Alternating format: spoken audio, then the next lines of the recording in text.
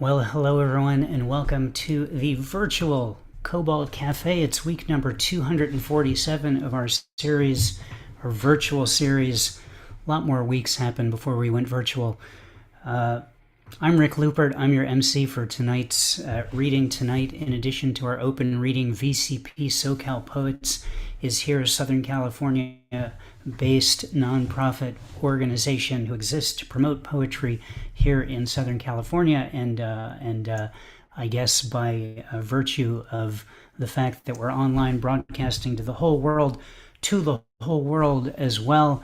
I'm happy that they come along a few times a year to give us a featured poet. Tonight they're presenting from the East Coast, from Maine, I think, Douglas Rawlings, Maine, where Siggy usually hangs out, but she's in Denver now, so I guess we're just balancing out where all the poets are in the country, which feels like a good idea. Just we don't want the whole thing tipping over any more than it already is over the last month or two or so.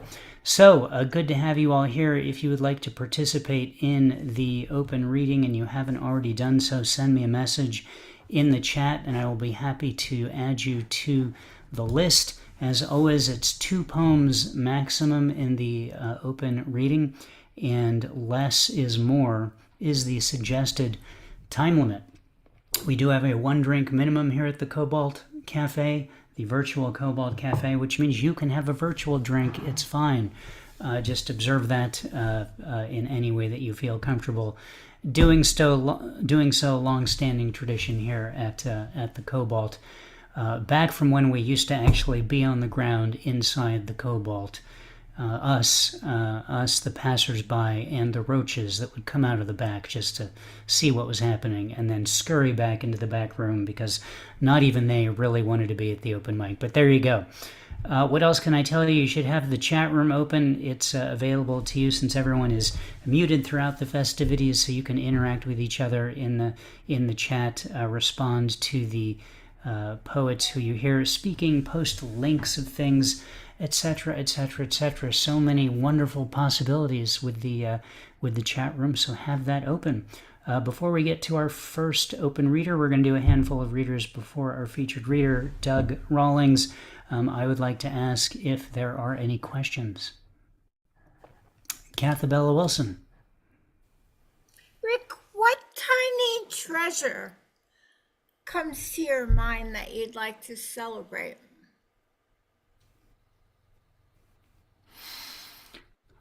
For some reason, I can't actually think of a tiny treasure, but I just pictured a little tiny treasure box, like literally, that might go inside a fish tank, that may have secretly been miniaturized actual treasure this whole time that the fish are enjoying, that maybe I should fish out and trade in order to contribute to my financial fortune. Wow, that's a magical answer. I love it. We should all write about Sure.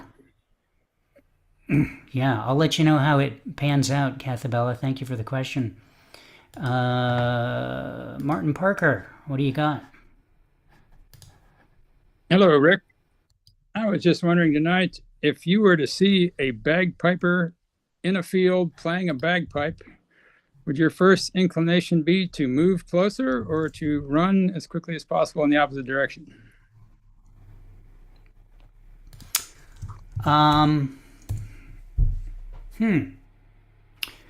You know, it's interesting that you should ask that. I'm not sure what I would do, but I think the base instinct of mammals is to move closer to live music.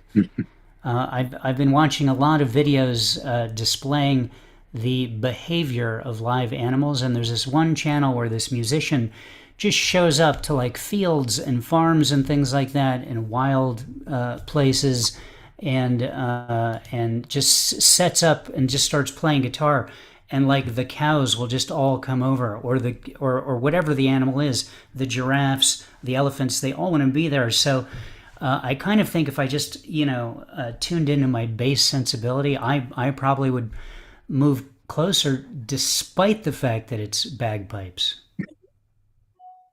That would be my inclination also, especially with bagpipes. All right. But I'm weird, so I thought I'd check. Thank you. Yeah. All right, cool. Thank you. Thank you, Martin. Good question. Any other questions before we get this show on the road?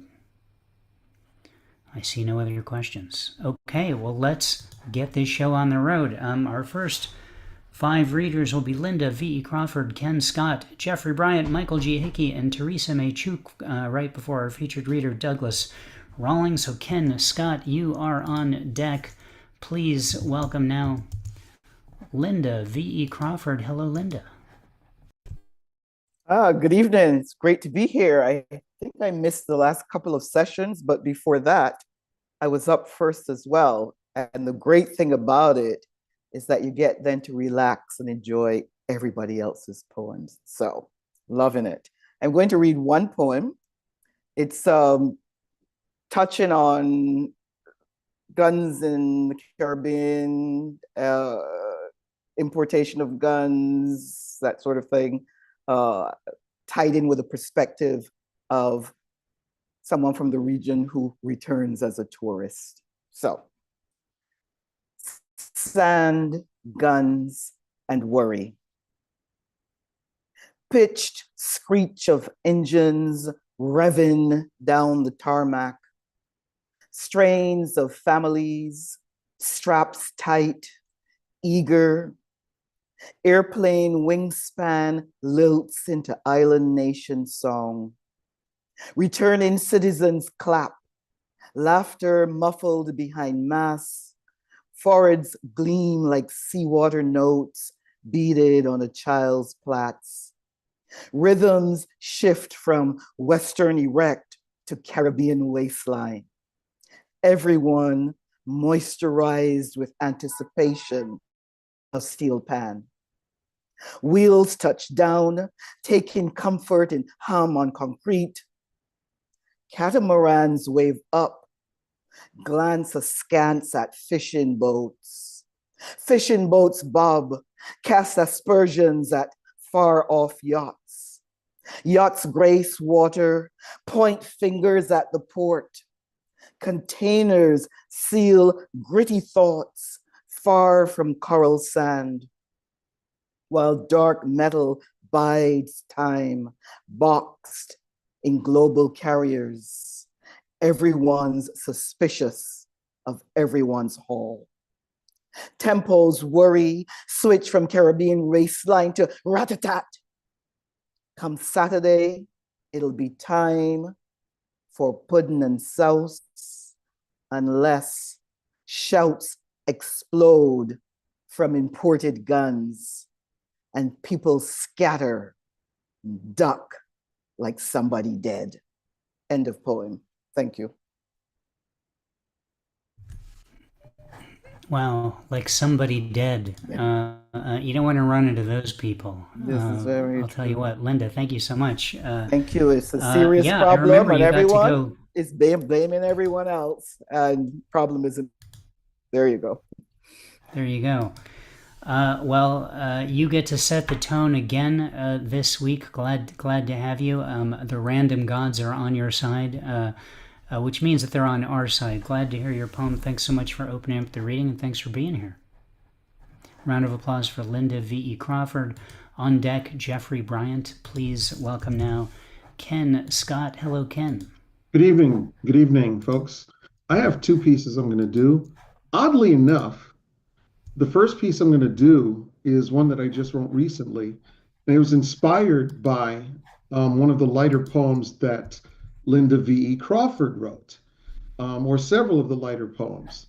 And it got me marveling at how she was so comfortable with her words, and I wasn't with mine. So this piece is called Feeling My Own Words. I once marveled at the talent of one wise poetess who communicated oceans of meaning in poems of few words, phrases that had sensations, textures, emotions, experiences. She wore them like comfortable garments and lived in them like a quaint family home. Then I asked myself why I had trouble truly feeling my own words like she felt hers, excuse me. It was then that I came face to face with the intimidating obstacle that kept me from doing so over the past 11 years. Because of multiple losses and hardships, my strongest words were drenched with pain, trauma, torment, suffering, loss, grief, mourning, betrayal, outrage, hatred, vengefulness, wrath, sorrow, fear, loneliness, abandonment, anxiety, confusion, guilt, self-condemnation, anguish, and boundless misery. I did not want to feel those words for fear of being driven to suicide, but for a poet, this is the only meaningful way to embrace inner truth. I have to give myself time. I have to be patient. End piece. That's that one. The next one is a Christian piece about Christian stupidity, and it's called The Folly of Comparing Crosses. Christians bragging about the hardship of their struggle by referring to it as one of the heaviest crosses ever carried by anyone, and as a cross heavier than someone else's, are childish fools. They survived their struggle by virtue of being alive to mindlessly brag about it. You don't survive the cross you carry. You die on it, plain and simple, because the cross is a method of execution. So whether your cross is 8 feet tall or stands as high as the fucking Empire State Building, it doesn't matter, because the final destination remains the same for everyone. Thus, using a heavy cross as an analogy for hardship only reveals a staggering amount of thoughtlessness, ignorance, and outright stupidity. Thank you, everyone. Thank you.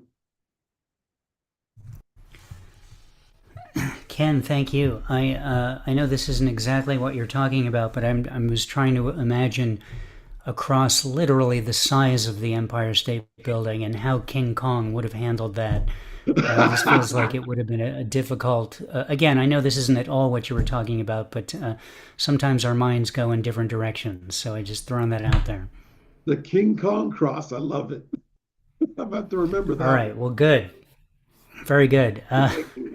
Good reaction to my simplicity.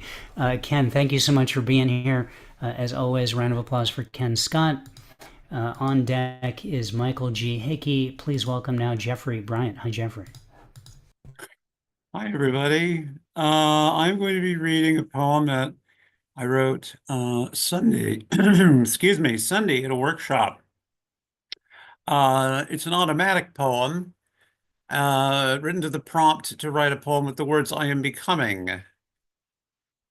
I am becoming the ballerina with feet twisted into Stravinsky shapes and the rites of spring settling in my lungs. I am becoming winged, painful in the breaking of skin, with apprentices wiping blood as my flesh rips. I am becoming outward bound, splintered from the closet door I pierced with my exploding fist. I am becoming the captive audience, and the tumor has all the one-liners fired off from a belt into a Kalashnikov rifle. I am becoming a target, a myth, invisible upon request, the sound the Constitution makes when it's ripped apart for grocery lists. I am becoming whole despite the bookies, becoming restless between the cushions of the sofa's complacency. I am becoming that which I am shedding, unbecoming for a night out with a first date. I am unbecoming dollar store expectations, pulling my leg from the free market traps, unbecoming the bullseye of disciplinary action. I am unbecoming shrink-wrapped, dropped in boiling opportunities and leaping out into your lips. I am unbecoming your template bathhouse pickup, quoting Chekhov at your place until you fall asleep and I can smoke again. I am unbecoming in this dress, too snug for this year's politics, tearing with each step up the ramp of a full city bus. Whatever you're doing, it's unbecoming of you. And I know that deep in your flesh, turned inside out for a better look, I can see what you became and we can touch it and bring you back as manufactured, per the blueprint I drew at summer camp, before the future, perched on the highest branch, swoops down and takes us away to become the answers others have for us to all our odd-numbered questions. Thank you.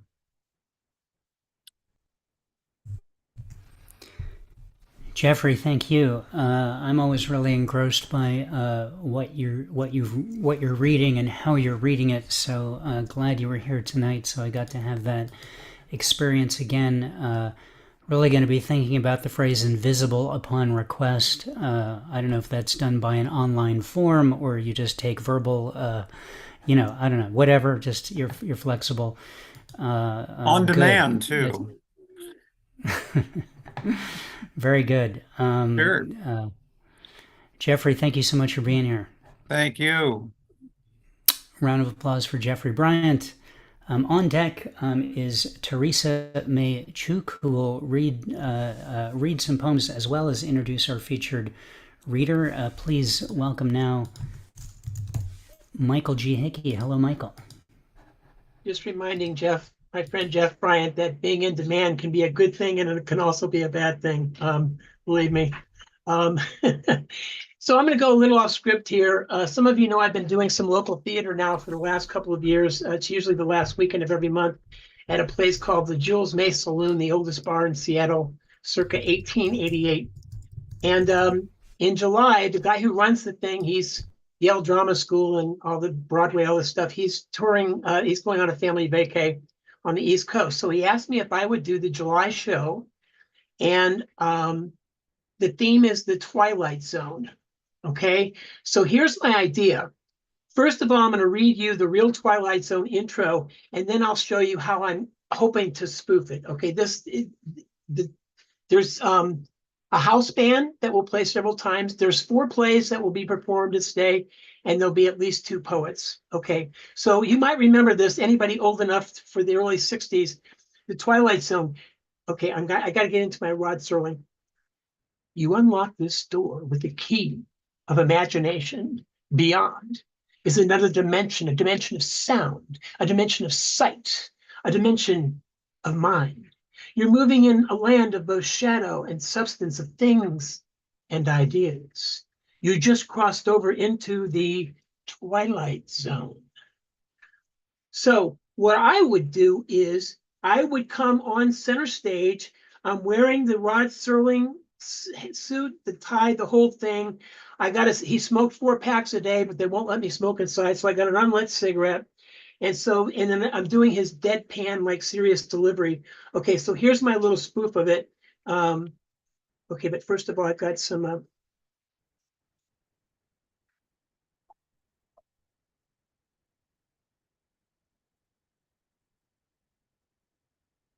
with the key of imagination, you unlock the door of the DOT, expecting to find long lines at the Department of Transportation, but this is a different DOT. This DOT is a space known as the Drunken Owl Theater. Beyond is another dimension, a dimension of sound, poets and musicians, a dimension of sight, playwrights and performers, a dimension of mind, cold beer, and fresh tater tots. You're moving in a land of both things and ideas, of shadows and stage lights. You have just crossed over into the drunken owl zone.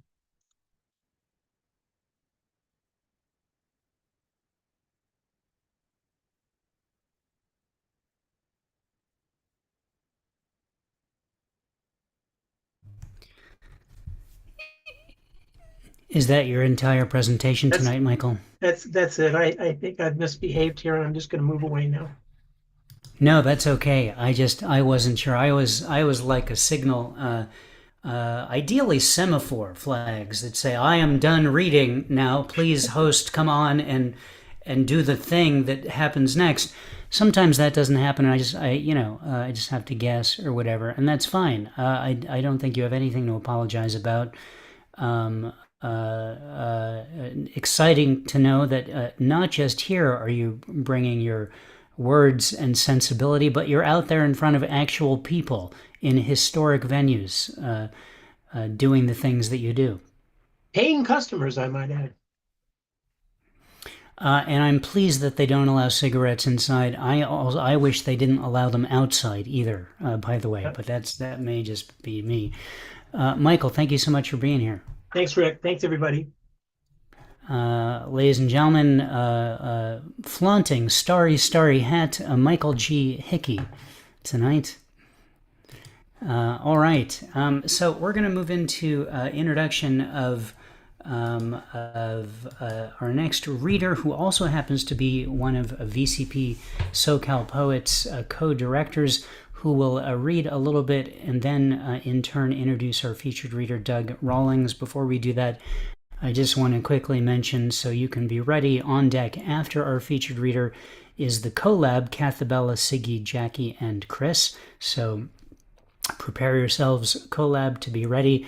As you probably know, 4 times a year, VCP SoCal Poets joins us here at Cobalt Poets, just as they did monthly back in the days when we were an in-person reading, to pick and present our featured poet. VCP SoCal Poets is the latest incarnation of an organization that was founded in 1980 by a poet named Nan Hunt, who was a San Fernando Valley poet who wanted to, honestly, the way that she would talk about it was that she was just kind of sick of driving over the hill into the city, so she wanted a series in the San Fernando Valley where she lived. And it's gone on and on and on for decades, and our latest cadre of directors are doing a great job caretaking it, and we have 2 of them here tonight. I just saw James Everett Jones pop in, and of course Teresa May Chuk is here as well. I am thrilled to have this partnership with you, especially thrilled to remove the sensibility every now and then of who should the featured poet be beyond my own, and always excited to see who you bring and to be exposed to our to new voices. So to read you a couple of poems, our featured reader's partner in the creation of a book of poems that I'm sure they're going to tell you all about. Please welcome VCP SoCal poet, co-director Teresa May Chuk. Hello, Teresa. Thank you so much, Rick. Thank you to everyone for being here tonight, spending your evening with us. Thank you to Doug for spending your late night with us to feature. I also want to give a shout out to the VCP Board of Directors. Thank you, James, for being here. Elizabeth, Bryn, and myself are very grateful for this collaboration with Cobalt Poets. So I'm going to read. So to begin with, in 15 days, it would be the 50th anniversary of the end of the Vietnam War, April 30th, 1975. I was born shortly after that, and I was a boat refugee from Vietnam. And this is one reason why I'm so grateful to have Doug here, to commemorate this period in our history. So I'm going to read 2 poems. One of them is about my immigration experience, and especially now with everything going on with the world, how important it is, I think, to share our immigration stories. And this is dedicated to all of the refugees. Guan on a dragon. Guan is the bodhisattva of compassion. Guan on a dragon. Mother shows me a lacquered painting on a plaque of Guan bodhisattva of compassion, riding a dragon. It is misty around the bodhisattva and the dragon. The picture looks so real, almost like a photo. A sacred vase in one hand and a willow branch in the other to bless devotees with the divine nectar of life. Mother says that she and other boat refugees saw Guan as we were fleeing Vietnam after the war in a freight boat with 2,450 refugees. When she looked up towards heaven in the clouds, she saw the bodhisattva in her white flowing robe riding a dragon. Mother says that the goddess was there to guide and save us from the strong waves of the South China Sea. I should know better than to believe her, though she swears it's true. I ask again, and she nods, says, really, I saw Guan in the clouds as we were escaping. I should know better than to believe her, but a part of me wants to believe in a bodhisattva, in compassion riding on a mythical creature, to believe that somehow something more than just our mere human selves wanted us to live.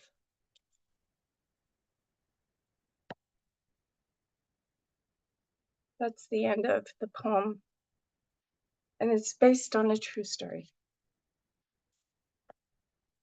The next poem is about all the consequences of war and on not just human lives, but also on our plant relatives, our animal relatives. And this is dedicated to the rainforests of Vietnam. The decade the rainforest died, the deer did not stop running. Leopards climbed into trees that could not hide them. The Duke Lanker and the white-cheeked gibbon cursed at the metal gods we flew, raining on them as they burned from napalm. Elephants choked on the smoke of gunpowder and poison, their steps a strange rhythm as they tried to fly. The thunder of bombs echoed the steps of elephants. Tigers exploded as they stepped onto landmines. In a forest covered with leaves dead from Agent Orange, fallen trees and decomposing bodies of animals and people, the earthworms were washed away in monsoons with soil that could no longer grab onto roots. The Javan rhinoceros and the wild water buffaloes that were still alive wandered aimlessly. Weary with M16s and AK-47s, we marched quietly and steadily, not knowing why we were killing each other. Thank you. So as Doug held up this book, I think Doug could hold it up better because I have the screen. That's so when I first met Doug via email, we were communicating and then we were sharing poems. So Doug is an American veteran of the Vietnam War, and as we're sharing, we were learning about each other's experiences through this same war and different generations. And it helped me learn so much from different perspectives. And I hope you'll have a chance to read the book and see how our poems interweave and have this conversation with each other. And I think that's one way we can create peace in this world and a deeper compassion and understanding through hearing each other and through sharing poetry. So Doug Rawlings was drafted out of graduate school in 1968 and ended up in Vietnam from July of 1969 to August of 1970 with the 715th Artillery in the Central Highlands. In 1985, he helped co-found Veterans for Peace. He lives in Maine. I'm so grateful to be on this journey with Doug even though we were both so impacted by war, to walk on this journey for peace in this world. So please welcome Doug Rawlings.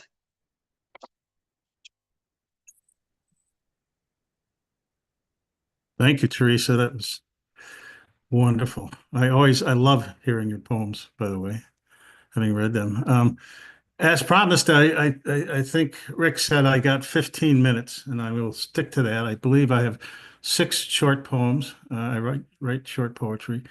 Very quickly, as Teresa alluded to, I was drafted out of graduate school, and back in 1968, when the war was raging, and so they literally took me from, being in graduate school to basic training for 8 weeks and AIT at Fort Sill, Oklahoma for another 8 weeks, and then a 2-week leave in Vietnam.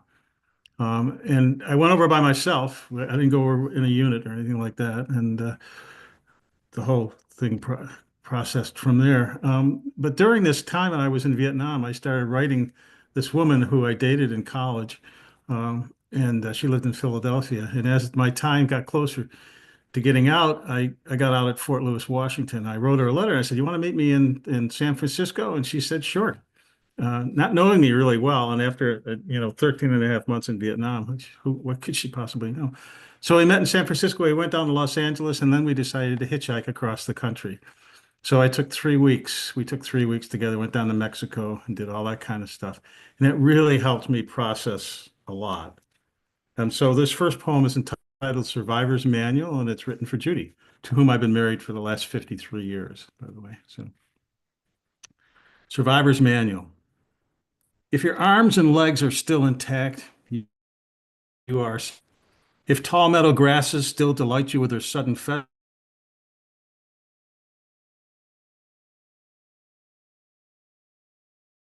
children, you are a survivor.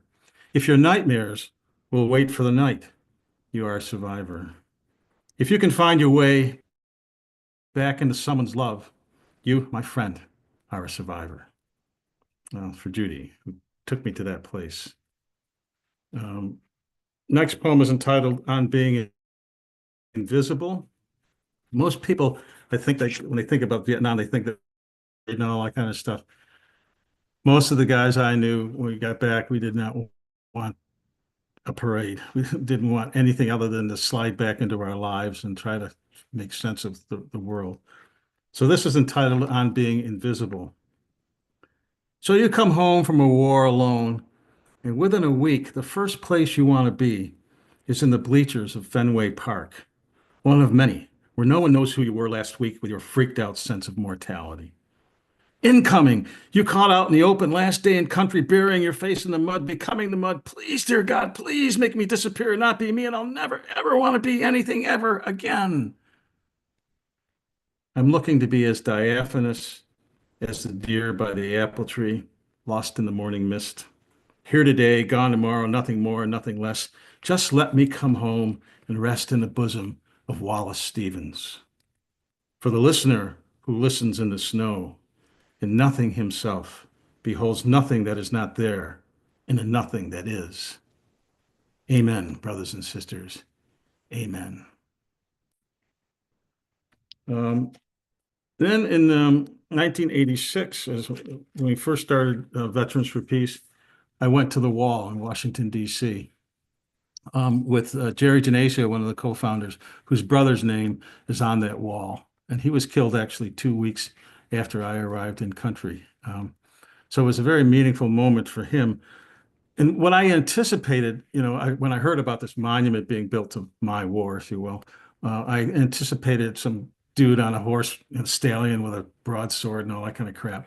So when I got to DC and got to the wall and saw the beautiful thing that Maya Lin did for us, I'm deeply, deeply, deeply appreciative of that. So this is entitled The Wall. Descending into this declivity, dug into our nation's capital by the cloven hoof of yet another one of our country's tropical wars, slipping past the names of those whose wounds refused to heal, slipping past the panel where my name would have been, could have been, perhaps should have been, down to the wall's greatest depth, where the beginning meets the end, I kneel, staring through my own reflection beyond the names of those who died so young, knowing now that the wall has finally found me. 58,000 thousand-yard stares have fixed on me, as if I were their pole star, as if I could guide their mute testimony back into the world, as if I could connect all those dots in the nighttime sky, as if I could tell them the reason why. As you might guess, Veterans Day is a complex time for me. I went back to school when I finally got out of the military, went back to school and got a master's and all that kind of stuff. But I sat in these classrooms, with college students as a veteran, and I was just torn between wanting to say, damn it, and not wanting to say anything. So Veterans Day grabs me in a certain way, and this poem's entitled November Comes. November comes on to me like a C-130, slinking into Dover Air Force Base, laden with tin caskets draped in red, white, and blue.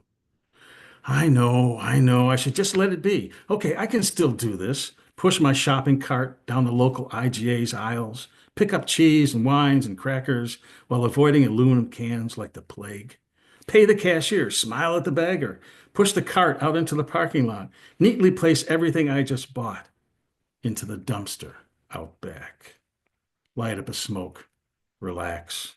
Sure, you want me to join in on your celebrations, bless our bounty, accept your thanks for my service, as if I were some pilgrim come home to receive your grace. It is November, you say.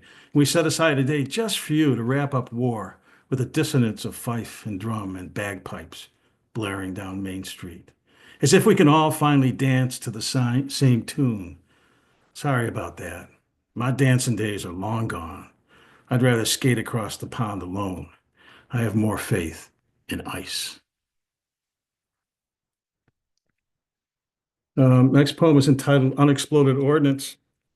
It's dedicated to Chuck Searcy and the thousands of Vietnamese who are working to remove unexploded ordnance. I was honored 2 years ago to go back to Vietnam for a conference in Hue, and I met up with Chuck Searcy, and we took 5 or 6 days to drive around Dong Ha and various places like that, where he started this Project Renew. He's a Vietnam veteran. He went back to Vietnam. He's lived there 40 some odd years and started this Project Renew. And they go into villages and they remove unexploded ordnance before they blow up little kids. So even 50 some odd years later, the stuff that I was in my artillery days, it still is there. It's sort of coming out of the ground. And these little kids are running around and all of a sudden they're not. So this is entitled Unexploded Ordnance, a ballad for Chuck Searcy and the thousands of Vietnamese who are working to undo what we have done. So I was maybe all 21 when they whipped me into some kind of soulless shape. Yet another one of America's weeping mother's sons, sent forth into the world to raise, pillage, and rape. And now it's coming on to another Christmas Eve, and songs of joy and peace fill up our little town. How, I ask myself, could I possibly believe I could do what I did and not reap what I had sown? In that land far away from what I call home, a grandfather leads his granddaughter by the hand into a field where we did what had to be done. They trip into a searing heat, brighter than 1,000 suns. Unfortunately. Last poem is entitled Girl in the Picture. Most people of my generation, when I say girl in the picture, know this very famous picture. Here it is. You can see it. The girl in the picture was on the cover of Time magazine, and I would say it's one of the major reasons that Vietnam War ended. People started looking at that picture and seeing. So this poem, I was started to write as a suicide poem, and I like to tell my family not all poetry is autobiographical. And so I was going to commit suicide, but I was imagining what we used to call single car suicides back in the day. And by the way, more Vietnam veterans have committed suicide than were killed in combat. But the VA would not recognize a single car suicide, which is you find a guy wrapped around a tree, 70 miles an hour, no, skid marks or anything. He was killing himself. And so I was writing this poem because I live in central Maine. I went from the Central Highlands of Vietnam to the Central Highlands of Maine, if you will. And I live by this very circuitous serpentine road. It's an esker, very steep sides on either side of it. And I just imagine what it would be like driving 60 miles an hour and just take the wheel and just turn that wheel and I'm gone. So I'm writing this poem. And then I'm in a dentist office for whatever reason. And I pick up this magazine and lo and behold, here's a story again of this picture, which I've seen before. But in this story, the author mentions that Phan Thi Kim Phuc, who is the girl in the picture, was 9 years old. At that very moment, my granddaughter was 9 years old. So this poem comes from that particular awakening.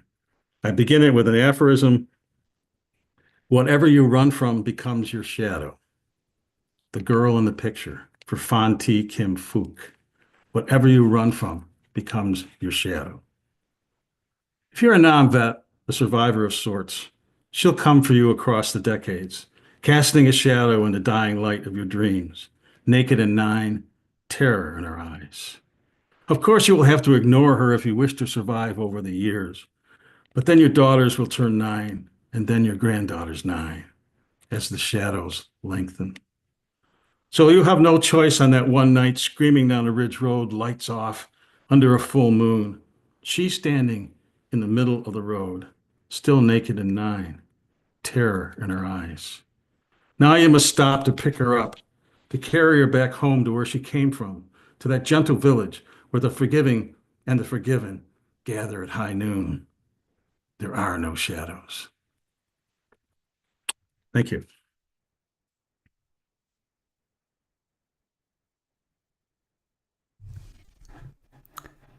Doug, thank you. What a great presentation from you that had a whole lot of history and yeah, a whole lot of history and things that we don't always think about. I loved the love poem for Judy there, and the idea that you just asked someone who lived in a different city if she would meet you in a whole other city. And it seemed to work out, I guess, because here you are, decades later, hanging out. That's a beautiful thing. I was just thinking. I was wondering at the exact moment that you mentioned in your poem about whether thanking you for their service, like literally seconds before. I was thinking, I wonder if I should thank him for his service, and then you kind of came right out with perhaps an answer to that. So it's a complex issue. I actually we put together a dinner for veterans at the university that I helped organize, and I talked to my students and I say, instead of saying thank you for your service, say welcome home.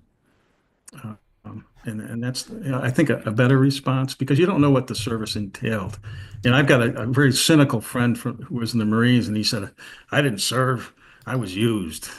Yeah, okay. Which is another harsh response. But it's a difficult thing, and and I don't lecture people about it. If someone's saying thanks for my service at the grocery store, I accept it and go on. But it's complex.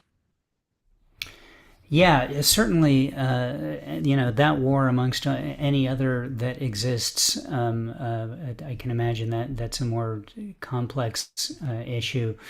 I want to ask if Teresa wants to say anything before I say some stuff to wrap this segment up. Sure, Rick. I was actually typing something in the chat, and then that message popped up that you wanted to unmute me. So I'll read what I was going to type in the chat. Doug, I was in tears the whole time you were reading. That's why I turned my video off, because it was so moving to me to hear you read your poems. Thank you. Thank you, Teresa. Thank you. Cool. Well, thank you both. I'm gonna paste some stuff into the chat, and I'm gonna share the screen to show the broadside I made for the poem that you sent me. There it is, Leaving the Induction Center. And people can download this now at the link I pasted in the chat, the Cobalt Poets website. It's an 11 by 17 print that you can look at on the screen, print out, whatever you'd like to do. There it is. And I hope you'll consider supporting our featured reader. There's a couple ways to do that. Let me see what it is that I pasted so I know what those are. Doug has suggested that instead of sending money to him, that you consider donating to the online journal Peace and Planet News, which he is or was a co-editor of. I forget which one, but is great. So there's a link right to the donate page for that, and I think anything we can do to support Voices of Peace is a good thing. So that's Doug's suggestion. If you're the kind of person who typically puts money in the hat or tips virtually in this space, that's where you can do it there. You can, of course, download the broadside, as I already mentioned. The book that Doug and Teresa put out, Bamboo Bridge, Conversations Between a Vietnamese Refugee and an American Veteran, you can pick up at Amazon. I put a link there, and then there's another link that I posted, which is a link to all of Doug's books at kelscraft.com. So there's lots of ways to support our featured reader, and perhaps just peace in general, Voices of Peace in any of those options. So I hope you do that, and I want to say thank you again, Douglas, and thank you, Teresa, and thank you, VCP SoCal Poets, for being here and for tonight's really stellar and special presentation. Thank you. All right, round of applause for our featured reader. Thank you again, VCP SoCal Poets. I believe VCP SoCal Poets will be back in August. I don't have the date in front of me, with another featured poet. So again, truly grateful for this partnership. So keep up the good work, VCP SoCal Poets, and I hope we continue on for many years. I don't see the link. Let me see if I can find that. Oh, there it is. No, there it isn't. Doug, do me a favor. I found it. Okay, here it is. Voila, tip Doug for his reading via donating to Peace and Planet News at the link that I posted right there. Thanks for letting me know that was missing. Okay, moving on, we're going to continue on with the rest of tonight's open reading. I'll quickly mention next week, before we get to the rest of tonight's reading, our featured reader will be Ali Eng. So that's going to be a cool reading. Come back next week for that. That leads us to the rest of tonight's reading. Just a reminder, in case you came late, it's 2 poems maximum in the open. If you'd like to be added, please, and you're not already on the list, I'll read the list in a second, so you know if you are, send me a message in the chat and I'll be happy to add you. 2 poems maximum. Less is more is the suggested time limit. Here's who I have on the list. The Collab, Sean Mahoney, Denise Dumars, Gloria Durgee, Martin Parker, Jennifer Elise Wang, Scott Norman Rosenthal, Julian Matthews, Dig Wayne, Randy Israelo, Walker Valdez, and me. Happy to add you if you're here and you'd like to be added. On deck is Sean Mahoney. Please welcome now the Collab Cathabella with Siggy, as well as Jackie, and all the way from Japan, Chris. Hello to all of you. Thank you, Rick. Hello. Here we go. We will share screen. Oh, I'm going to have to work a little bit for a moment on this. It'll be, those are all the members of the of Tonka Society. Now let's try it again. We'll try again. Share screen. Oh, I knew this. It's hard to test it. You know, I was thinking about that. How can I test this? When, let's see how I can do it. I'm sorry. Let's see, where are we? Here we are. I'll get it from here. Here we are, and there it is. Now I have it on my screen. Let's go back to share screen. This should work now. I'll close this and start again. Here we go. Okay, celebrating tiny treasures. Jackie. Celebrating a winged beauty. Everybody writes about the butterfly crashing the reading. What should I do? Her husband asked. Elva's life celebration. Drinks and cakes at the door. And don't make them wait. All my sibs and their families will gather in Maui next month, only mine in partial attendance.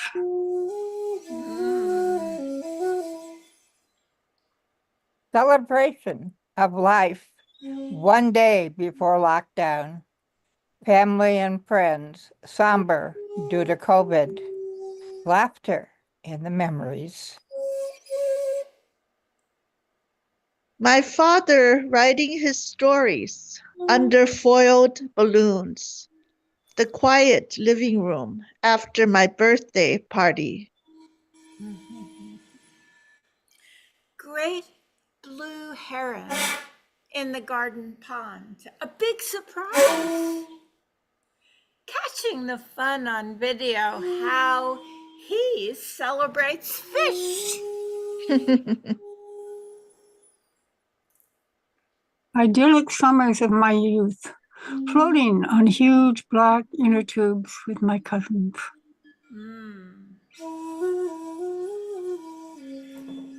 Frowns on my guests' faces about going Dutch.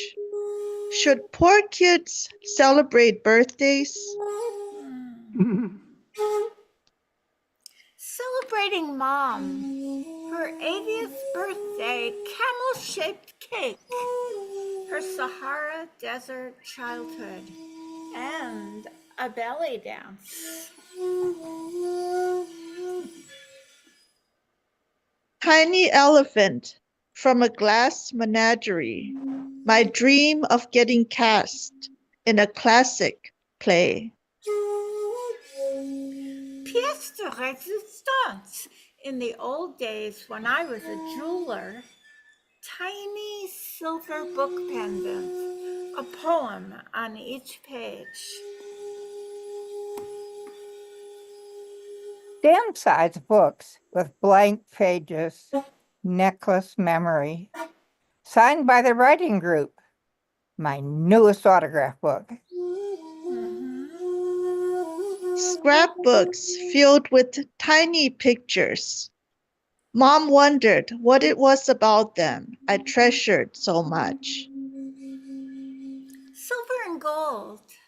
Little people and their world. Everyone's family. Custom order grandma. 22 girls and boys. Tiny red box, delicately wrapped. Save the wrapping. Dainty 3-heart necklace engraved. I love you more. Tiny treasures have proliferated over the years. Now my motto is, less is more. There you go, Rick. There you Less go. is more.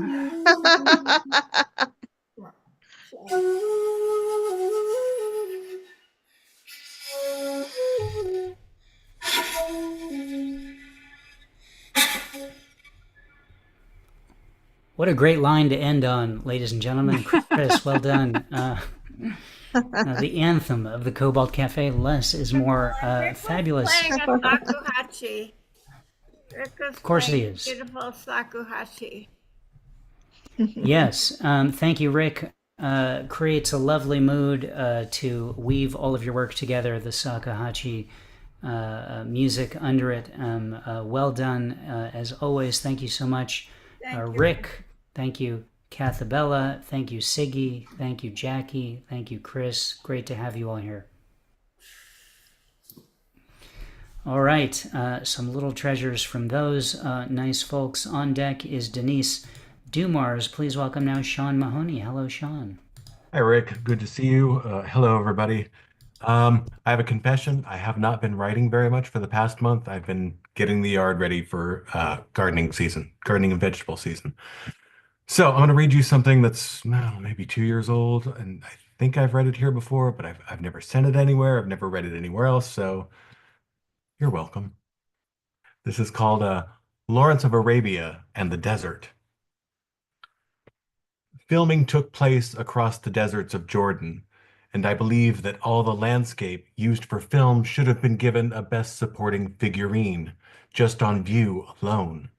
No complaints, never late, ate little, worked at scale, never needed makeup refreshed or took breaks. Seduce those open to the idea of sand. I bring this to your attention after my words this month spent time lost in space, though certain attributes of a desert universe analogy rest comparably side by side. Vastness, oceans of episodic soundlessness, both have largely resisted efforts of humanity to pollute and degrade and build, though both remain subject to flare and storm and wind interruptions often. But we are not here for apples and oranges or damn gourds. We are here to digest the aftermath of a whistle blown, of complaint and black swan scenarios, and global lack of accountability, not just with tech, but with leaders and villains. Who gets to decide what reckless is? Its degree, pedigree, and sandwich type. Ultimately, it is this blower of whistles alone in the vastness of isolation, while the fates get consulted. A spit of thread for your life, poor being, and alas, your mechanism of death decided. The desert has dried up more blood than you could think of, said Anthony Quinn. Yet I try thinking of an amount. Yet I know from sci-fi that bloods move as globules in space before freezing, a type of celestial isolation reserved, it seems, for those who speak out against fetishistic abuses of unlimited power. Thank you.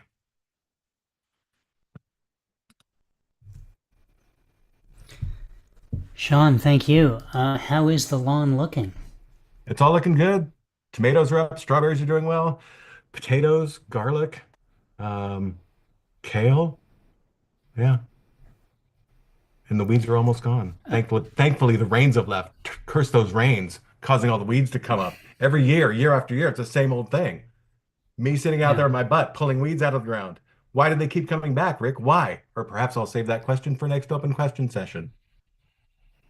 Please. Yeah, it's a question I'd like the answer to, because same thing over here.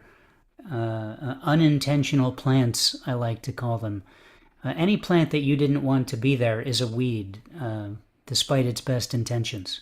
Well, I disagree because, the dogs do get into the tomatoes, and sometimes we have tomatoes sprouting up in the oddest parts of the yard. So they're not necessarily unintentional. They're just, I don't remember planting there. I guess it's a matter of whose intentions we're talking about, but the dogs do have their own agenda, so there you go. They kind of do. Sean, thank you so much for being here. I think it's okay to come and read old poems in an effort to stay connected, and you did that well tonight, so thank you so much. Thank you. Cheers.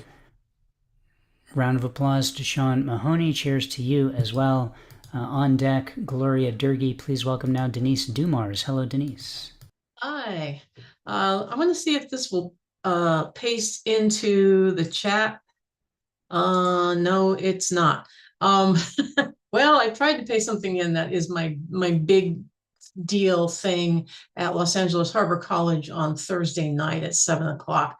It's a poetry class, and we're going to do haiku, and we're going to have people write it, and then I'm going to read some of my poetry, and then we're going to have an open reading, and it's a really great event, and I hope some people will show up because, you know, I want to support the school, and so they can continue to have these events. It's open to the public. As usual, I'm off in some other universe, and I was thinking about the movie version of H.G. Wells' The Time Machine, the one that was made in 1960, the best version in my point of view, and something that was so beautiful about the sets and everything was someone who really understood collectible glass, like cranberry glass and all this other stuff. And what was in the main character's home and what was in the shop across the street. And I was just thinking about that. And so that's where this poem came from. It's called Time Traveler. Each time I traveled in time, I left a part of myself. Time takes its cut, always. What inspired me? A movie and its set designer, so aware of beautiful glass. And so I studied the properties of transparency, the infusions of manganese, gold, lead, uranium, and more. If the future was opaque, I'd make it crystal clear. But elements are not just for science class. Time is an element. And if you've ever seen an old window, clear glass once, now lilac, bottom of the pane thicker than the top, well, time is a modifier. My glassine time machine worked until it didn't recognize me anymore. Parts of me had changed, become crystalline, then sloughed off the wear and friction of time. In the end, while I could still muster the strength, I destroyed it and smashed every piece of cranberry glass, cadmium glass, and lead crystal in the house. Here is a line we do not cross. Time is a modifier. And this one I just wrote today, so it's very rough, but I had this weird line in my head, I don't know where this came from, which is, I'm off on a carnelian highway. What the hell is a carnelian highway? I have no idea. Anyway, it's called Carnelian Highway. I'm off on a carnelian highway, hearing voices in the rain, cracking wise and testifying to the toucans in the trees. Why won't reason topple tyrants? Why won't spirit succor souls? Owls and eaglets hear my passing in their crystal foliaged world. But few enough attend me on this shiny, hard, sharp road.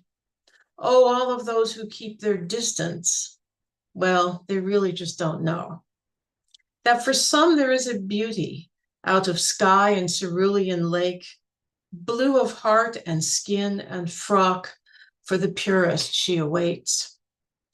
Oh, I'm off on a carnelian highway. I laugh at glimmering clouds, wave and holler at amethyst guardsmen, who, just for me, open the gates. Thank you. Oh, there it is. Thank you, Rick. Thank you. My pleasure. If there's one thing I can do. Oh, wonderful, Martin. Thank you. Thank you. All right, my pleasure, Denise. Thank you so much for being here. Good luck with your event on Thursday. Seems like it's a cool thing, especially if you'll be wearing that hat in the picture. I think that would be a bonus to everyone. So lots of luck there.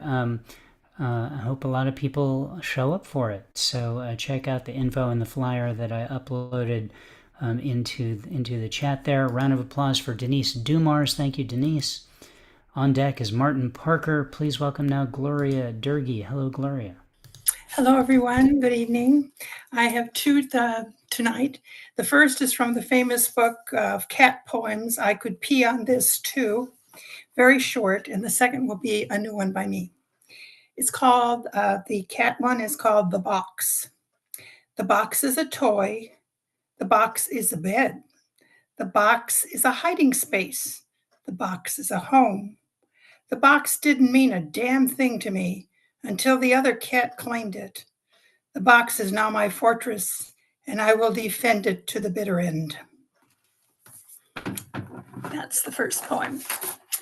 The second is a new one by me, called Entreaty to be Entwined.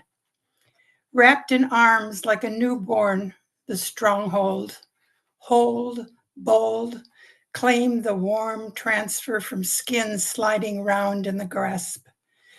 Breath squeezed out just so, a gasp daren't shout out to break the rhythmic spell. No, want of heart-happy pulse, want to be nowhere else.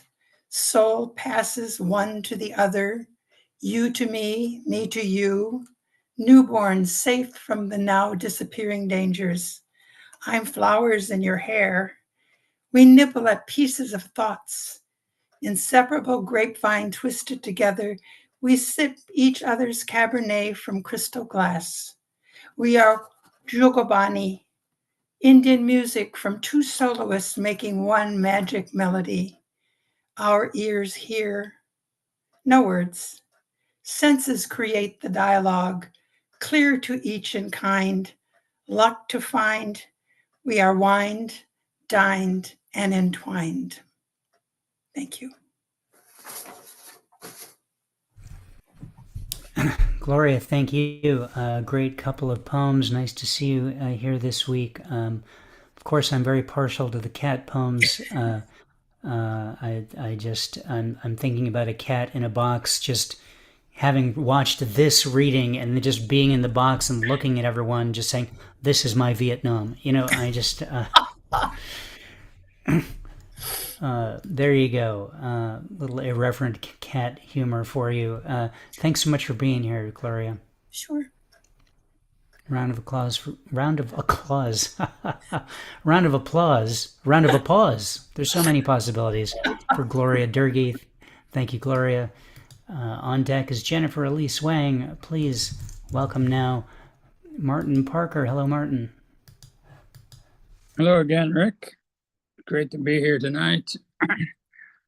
I haven't written a lot of poems recently. That I'm looking at my list of poems to read here, and I'm getting low. But I decided to look through my poems, see if there was any I haven't read. I think I haven't read this one here before. This is one of my elegies from a little while ago, and it mentions a bagpiper out in the field briefly, sort of.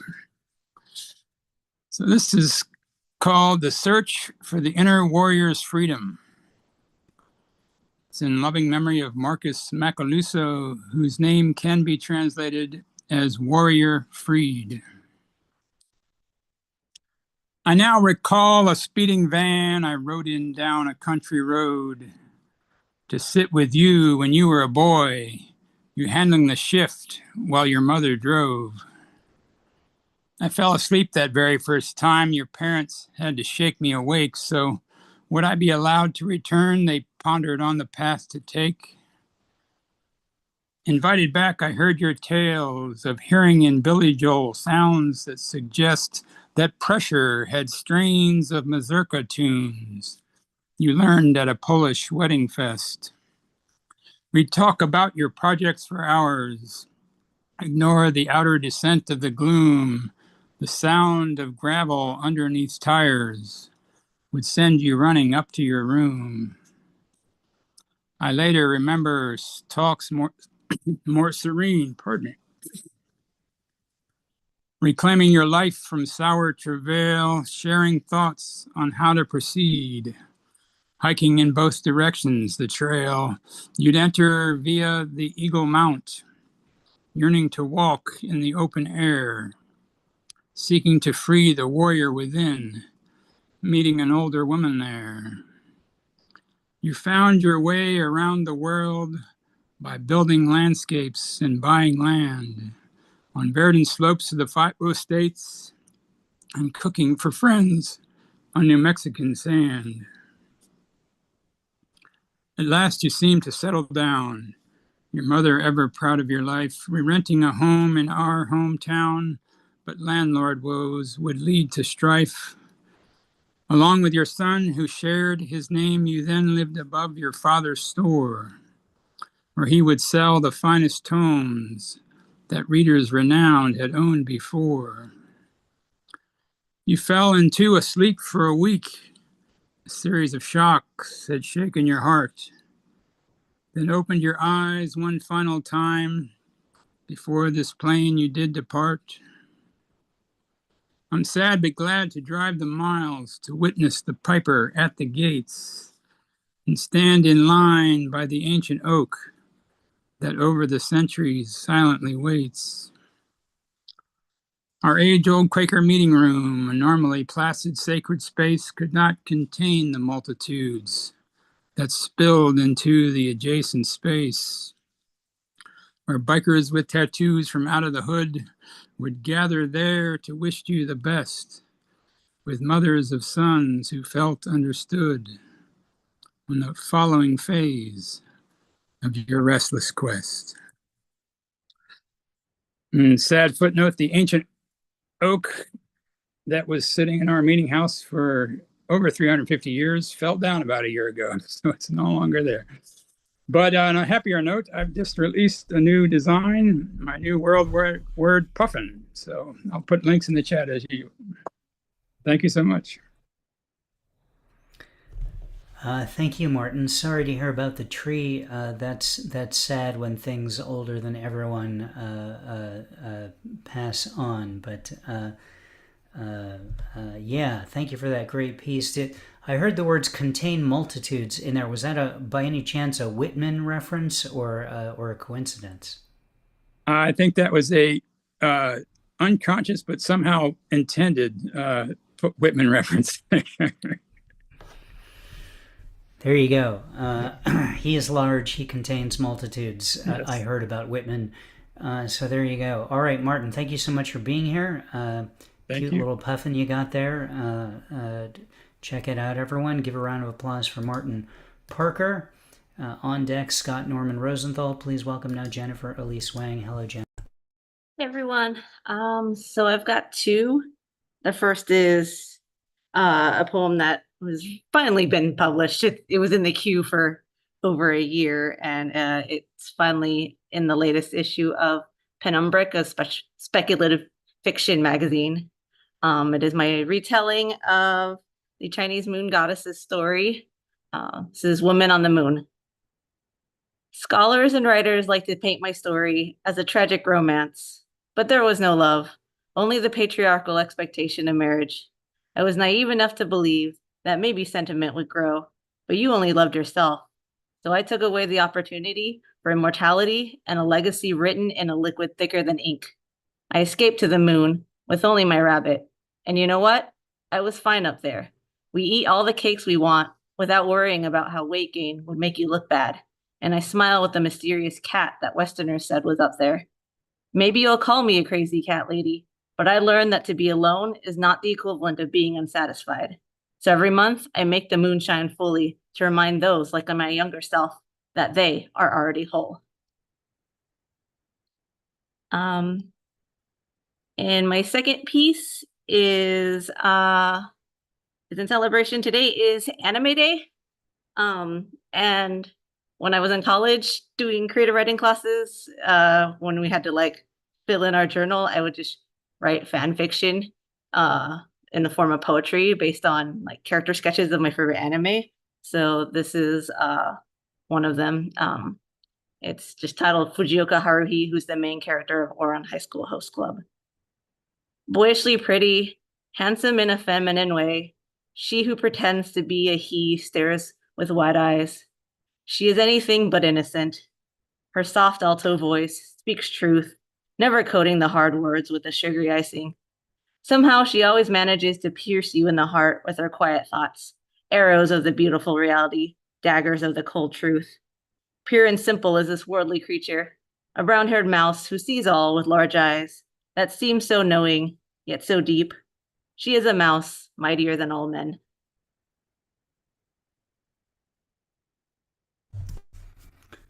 Cool. Thank you, Jennifer, for both of those. Happy Anime Day. That's today, you said? Yes. And Oh. I've seen it being called National Anime Day, so I don't know if it's just a US thing or an international thing, so I'm just calling it Anime Day. Let's make it international. The U.S. doesn't need another thing right now on its own. It would probably change the name anyway. So there you go. Thank you, Jennifer, for both of those pieces. Thank you for being here. Congrats on your publication of that piece as well. The first piece. Round of applause for Jennifer Elise Wang. On deck, Julian Matthews. Please welcome now Scott Norman Rosenthal. Hello, Scott. Hello. I'm still trying to settle into this place. I live an isolated life. I mean, I'm in the middle of people here, but And so the bulk of my work is still on a computer that isn't accessible right now. But I'm going to read this piece. I think I can keep it short because, well, actually I shouldn't because it's more of an essay. I'm going to recite an old piece of poetry. But if anyone wants to contact me, I have an essay about a Vietnam vet who made it back and wound up sleeping in a little league dugout. Anyway, we'll do this one.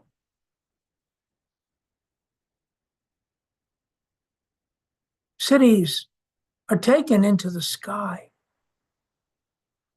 Avenues are dreaming in amber light. Let's dance on the roof. Let's dance naked to the waist. Let's dance in bare feet on wool blankets. The stars drop turquoise fire around us.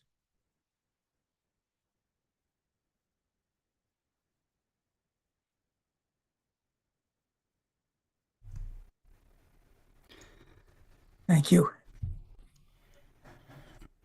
Scott, thank you very much for that piece. Thank you so much for being here. Hope you continue to settle into your new place and it gets easier as time goes on. And thank you so much for being here today. Round of applause for Scott Norman Rosenthal. On deck is Dig Wayne. Please welcome now Julian Matthews. Hi, Julian.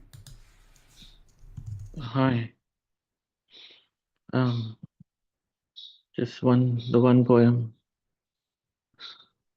This is called Existential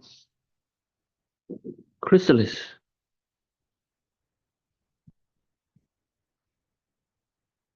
When I go, I'd rather not have people say gone too soon. I'd rather they say he left right on time. Never overstayed his welcome, went as he came, head first, pushing through, shoulders high, a pelvis rocker, breech bopper, unhinged and released, unstrung and now deceased. In relative terms, a contraction, or three, perhaps freed and disentangled in space-time, driven by a mysterious, infectious energy affecting, boundless, all-encompassing. Like a Venetian gondola slicing through canals, subverting surface tensions, delving deeper, under bridges, over currents, constantly oaring, even serenading, yet never boring. I don't want to be seen as a wannabe when I'm gone, but a triple dose of dopamine, oxytocin, and serotonin that rush when you slow down and try to recall the way things were, my existence transparent, shamelessly apparent, a translucent winged memory, furiously flapping inside, then landing ever so gently in slow-mo to pollinate the bouquet of your heart. Thank you.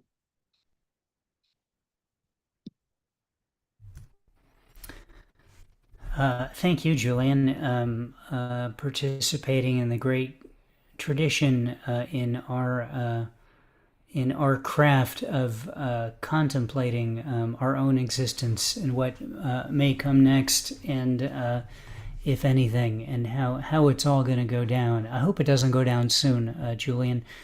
You got at least 2 more years in you. I think that's as best as I could tell. Hopefully, a lot more. Round of applause for Julian Matthews. Thank you, Julian.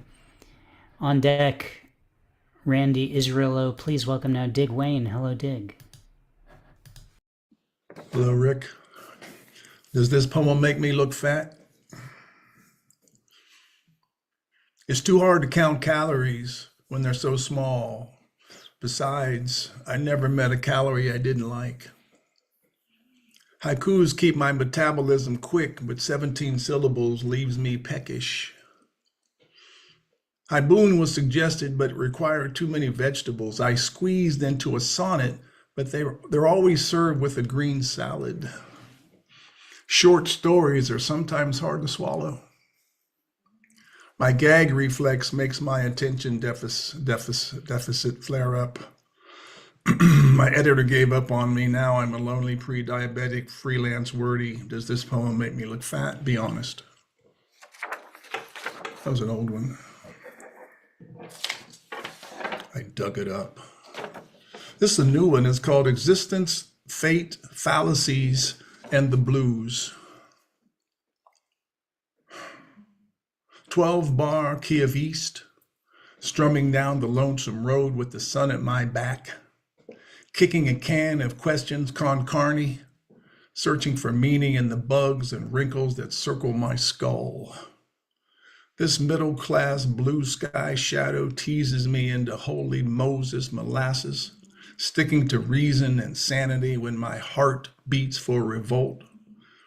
Take me to the land of missing Tupperware lids so the mundane can stop the bleeding of anemic poetry before the words mean nothing but what they say.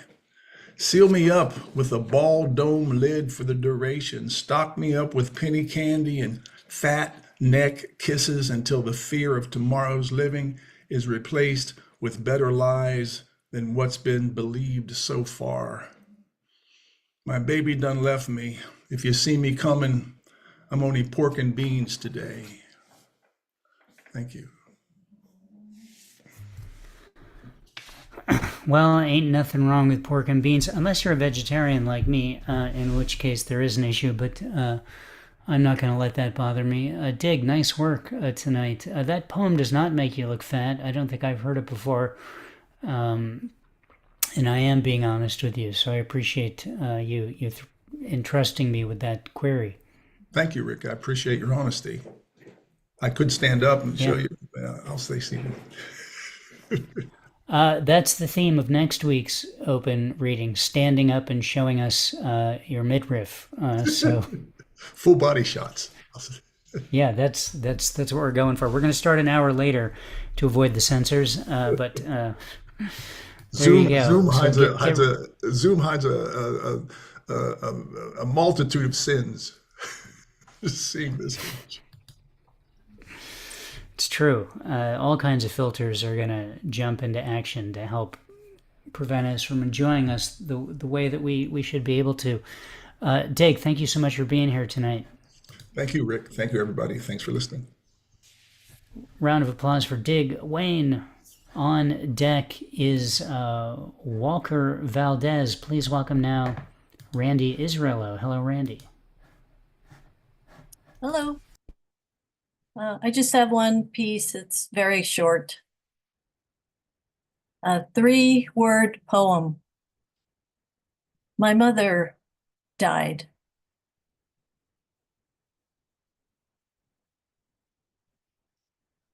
Thank you. Wow, I'm so sorry to hear that, Randy. That's your mom was such a fixture with you in person at the Cobalt, at the Barnes and Noble in Encino, at everywhere that you went. She went too. An honorary member of the LA poetry community, as far as I'm concerned. Thank you. She was a good listener. Yeah, the weight of those 3 words in that piece, I feel you, and I a lot of power in what you said. So, did she pass away recently? No, it was last June. So I've just been grieving. Yeah, it's been a while since we've seen you, but I get it. You've got a home and a support community here, so come back anytime. And your mom will not be forgotten by me and anyone who met her, I'm sure. And thank you so much for being here today. Nice to see you. Thank you. Round of applause for Randy Israelo. On deck, James Everett Jones. Please welcome now Walker Valdez. Hello, Walker. Hello. All right. I got 2 for y'all. And these are, I've been doing the 30 for 30 poems, so 2 that I got from there. All right, let's go. First one is called Nature Poet. I don't typically write about seasons or the wilderness. I'm not a nature poet. I can't say that I have regular conversations with the stars or the moon. I'm not that type of poet, at least I don't think I am. Not holding it against any who do, but I'm not Thoreau. I don't get mesmerized by ants or live across Walden Pond. I don't feel won with a strong gust of wind. That's not what poets surrounded by the city do, or poets who know all the lyrics to Annie Up by M.O.P. do, or poets who fell in love with the grittiness of Miguel Piñero's A Lower East Side poem at age 20 do. But in the summer, I do literally lose my breath looking at the top of snow-capped mountains in La Paz, Bolivia. And in the spring, I do get lost in the sound of pitter-pattering raindrops on top of my tent at Shenandoah National Park. When I was 8, I used to dive in a pile of orange sugar maple leaves each fall and felt myself sinking into the earth. And in the winter, I can taste the cold on my lips whenever I take deep breaths. And I may not be a nature poet, but maybe just a little bit of nature does live inside of me. All right, now I got another one. So yeah, for the 30 for 30 is kind of interesting because it gets me doing different styles. So that was something that's a little bit kind of different style what I do. This is more kind of what I'm used to doing. And this one's called How Do You Know a Poem is Ready? All right. When the words in your poem start to backspring off the page like cliff divers in Hawaii landing in the Pacific Ocean, then you know your poem is ready. When adrenaline rushes through your veins as you read your poem aloud while you perform for a 10-person open mic, but perform it the exact same way you would for a sold-out audience at the Lincoln Theater, then you know your poem is ready. When you feel every line, every beat, and the rhythm of your words start to sound like a seasoned salsa conjunto, with claves and el guido spinning each other around on the dance floor, followed by the blaring of brass trumpets right up to the 10-minute conga solo, then you know your poem is ready. When your poem is a mixture of chaos, humor, and pain, and yet it all makes sense, then you know your poem is ready. When your poem snores loudly like a grizzly bear outside your tent, knowing at any moment when it wakes up, all havoc will ensue, then you know your poem is ready. When your poem shines as brightly as a supernova in the night sky, then you know your poem is ready. When you don't really need to ask anyone, is this any good? Then you know your poem is ready because we all know you're not satisfied with that sleepy poem, that can barely keep its eyes awake poem. And we know you're not satisfied with the, I think it's a pretty good poem. Because if you're going to write a poem, why not go for broke? Why not let your poem deliver a fatal knockout blow like Ryu in Street Fighter, hearing Hadouken as your words lift up their arms in triumph on the page? And if you're going to write a poem, why not let the poem tell you what you're going to write instead? Trust the process because the poem knows that it'll open its eyes, lift up its head, stretch out its legs, find its balance. Don't overthink it. Don't be a drill sergeant. Poems don't respond well to orders. They hate being micromanaged. They need breathing room, leg space. They want independence, to know that they're loved, a place to call home. This I know. Trust me, I know. But how do I know? Because your poem is ready. Thank you very much.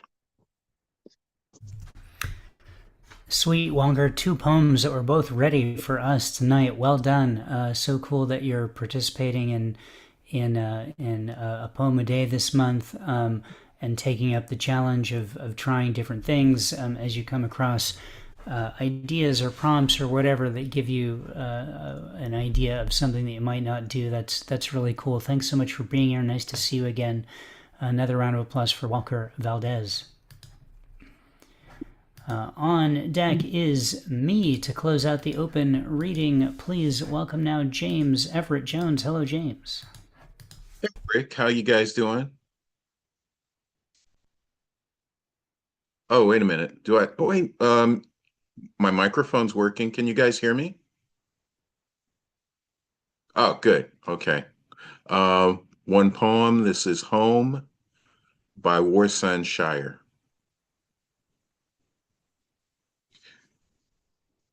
No one leaves home unless home is the mouth of a shark. You only run for the border when you see the whole city running as well. Your neighbors running faster than you, breath bloody in their throats. The boy you went to school with who kissed you dizzy behind the old tin factory is holding a gun bigger than his body. You only leave home when home won't let you stay. No one leaves home unless home chases you, fire under feet, hot blood in your belly. It's not something you ever thought of doing until the blade turned threats into your neck.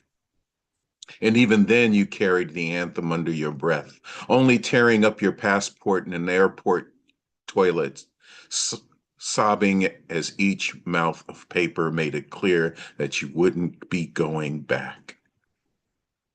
You have to understand that no one puts their children in a boat unless the water is safer than the land.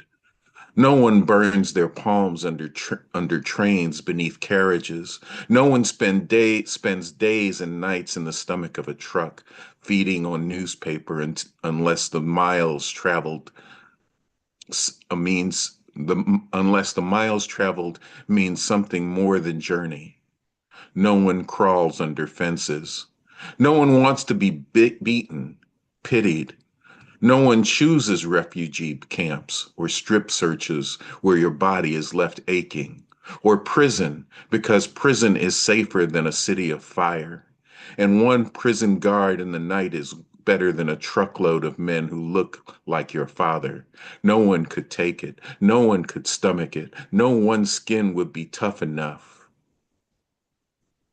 The go-home blacks, refugees, dirty immigrants, asylum seekers, sucking our country dry, niggers with their hands out. They smell strange, savage, messed up their country, and now they want to mess ours up. How do the words, the dirty looks, roll off your backs?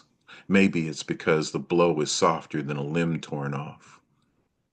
Or the words are more tender than 14 men between your legs. Or the insults are easier to swallow than rubble, than bone, than your child body in pieces. I want to go home, but home is the mouth of a shark. Home is the barrel of a gun, and no one would leave home unless home chased you to the shore.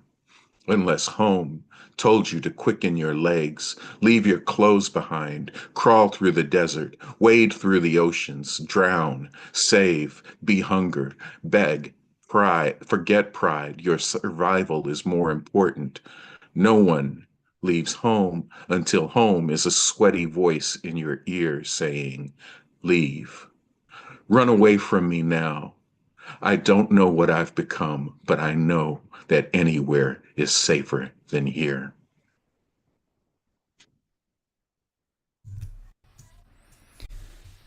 Thank you. James, you're on fire tonight. That's a metaphor, by the way. No need to be alarmed. Great job. That's Nice to okay. hear a Another poem from metaphor you. I didn't like.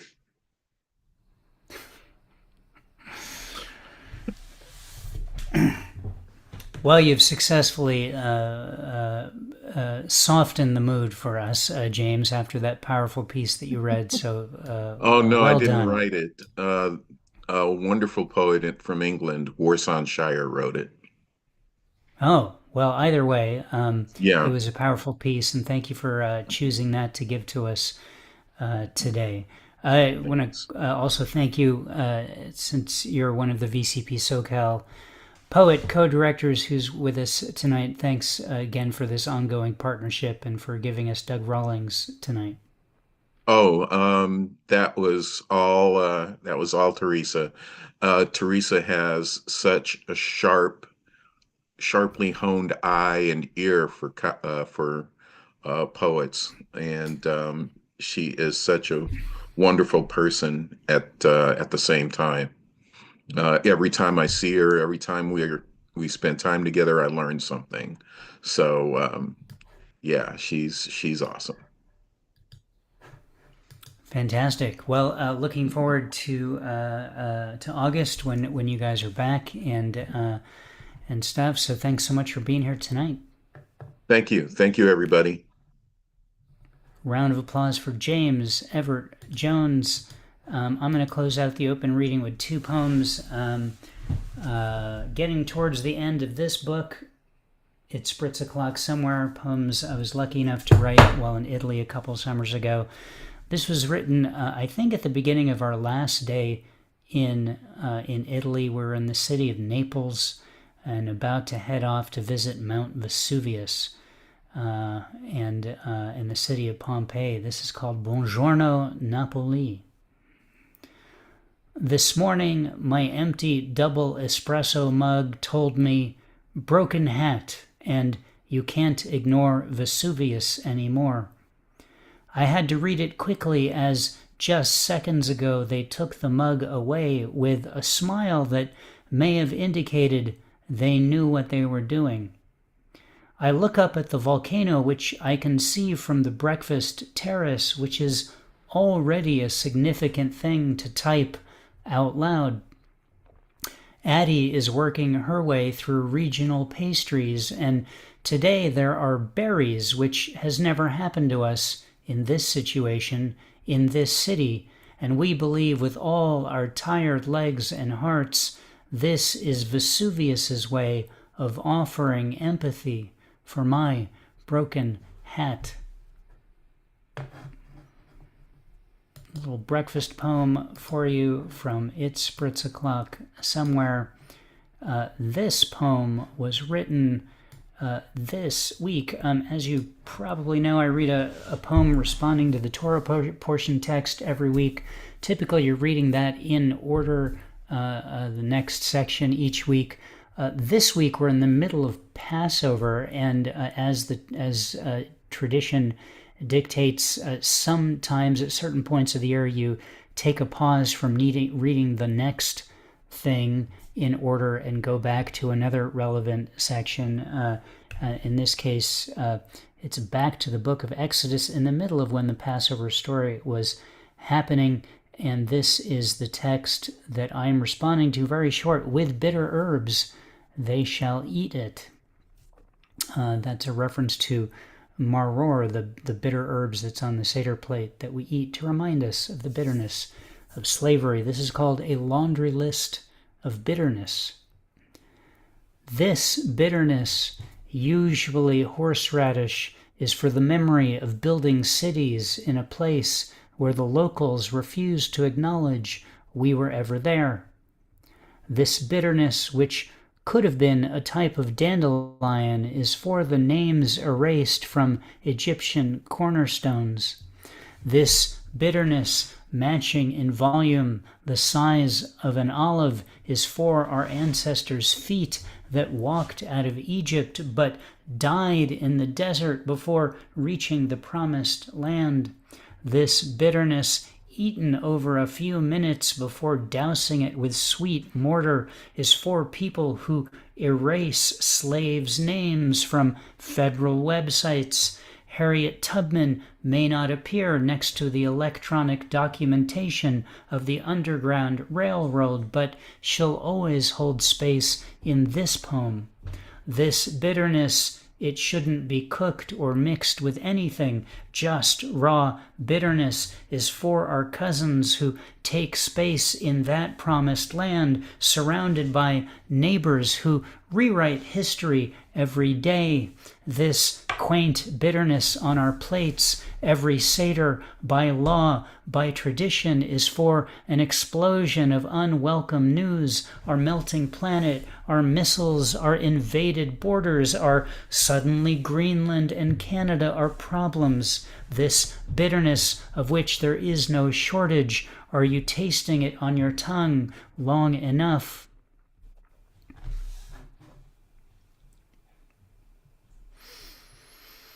Okay, that was me reading poems to you, and that concludes, ladies and gentlemen, our open reading. Thank you so much for being here tonight. I want to especially and again thank VCP SoCal Poets, as well as our featured reader, Douglas Rawlings.